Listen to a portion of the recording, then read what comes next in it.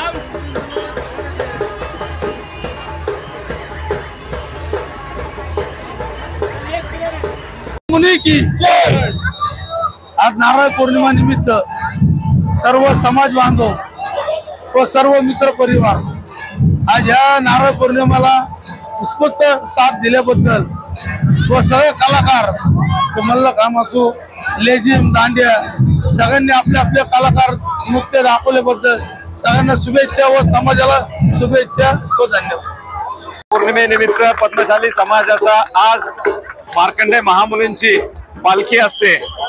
आज या पालखीचं स्वरूप अत्यंत भव्य स्वरूपाचं असं असून यामध्ये समाजातील सर्व स्तरातील सर्व लोकांनी सहभाग घेतलेला आहे। विशेष करून याच्यामध्ये पारंपरिक नृत्य, पारंपरिक दांड्या असेल, मल्लखांब असेल, अशा अनेक प्रकारचे खेळ याच्यामध्ये दर्शनी स्वरूपात दाखवण्यात येत आहेत आणि संपूर्ण समाजाने यामध्ये मोठ्या प्रमाणात सहभाग घेऊन अत्यंत उत्साहाने ही पालखी मिरवणूक आज निघालेली आहे। आज राहू दे